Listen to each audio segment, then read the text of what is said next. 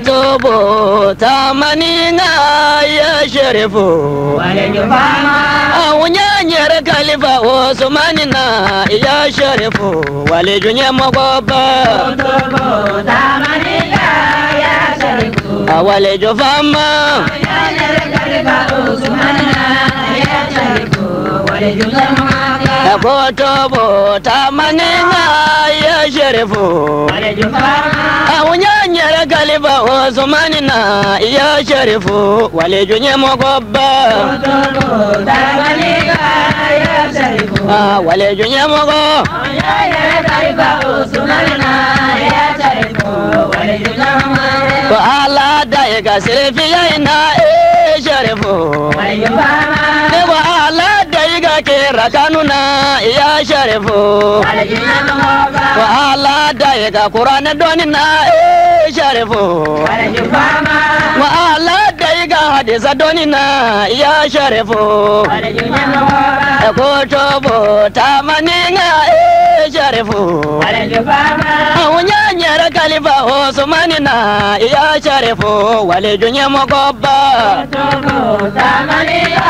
ya sherifu Walejo fama Awunyanyere kalifa Osmanina ya sherifu Walejunye mogoba Ko ala daiga sirfiya ina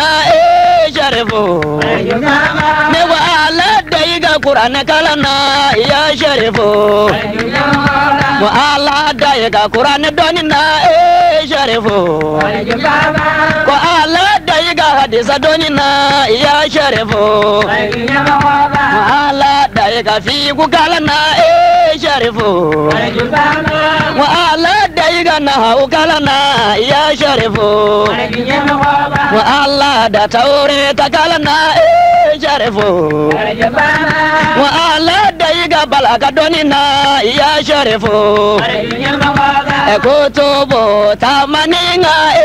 sherifu Walejo fama Awunyanyere kalifa Osmanina ya sherifu Walejunye mogoba Ekotobo tamaninga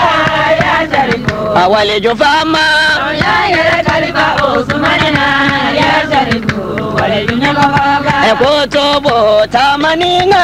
ya sherifu Walejo fama Awunyanyere kalifa Osmanina ya sherifu Walejunye mogoba Ekotobo tamaninga ya sherifu Walejo fama Awunyanyere kalifa Osmanina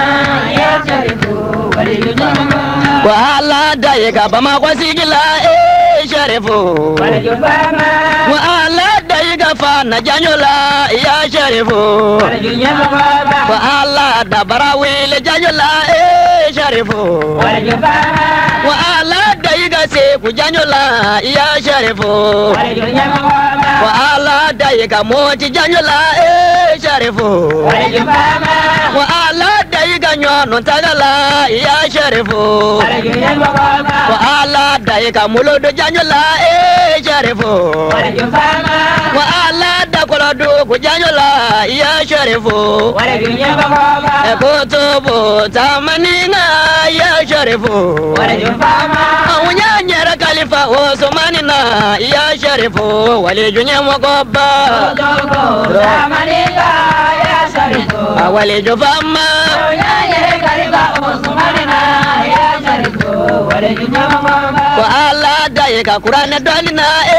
sherifu Walejo fama Ko ala da moriju kumalola ya sherifu Walejunye mogoba Ko ala da moriju kumalola sherifu Walejo fama Ne ko ala daiga ko mokarila ya sherifu Walejunye mogoba Ko ala daiga boli bakarila sherifu Walejo fama Ne ko ala daiga koroti kalena ya sherifu Walejunye mogoba Ekotobo tamaninga sherifu Walejo fama Awunyanyere kalifa Osmanina ya sherifu Walejunye mogoba Ekotobo tamaninga ya sherifu Walejo fama Awunyanyere kalifa Osmanina ya sherifu Walejunye mogoba Ekotobo tamaninga ya sherifu Walejo fama Awunyanyere kalifa Osmanina ya sherifu Walejunye mogoba Ekotobo tamaninga ya sherifu Walejo fama Awunyanyere Kutubu tamaninga ya sharifu wale fama Unyanyara kalifa Osmanina ya sharifu Walijunya mogoba Kutubu tamaninga ya sharifu Walijufama Unyanyara kalifa Osmanina ya sharifu Walijunya mogoba Kutubu tamaninga ya sharifu wale fama Unyanyara kalifa Osmanina ya sharifu Walijunya mogoba Kutubu tamaninga ya sharifu Walijufama Unyanyara kalifa Osmanina ya sharifu Walijunya mogoba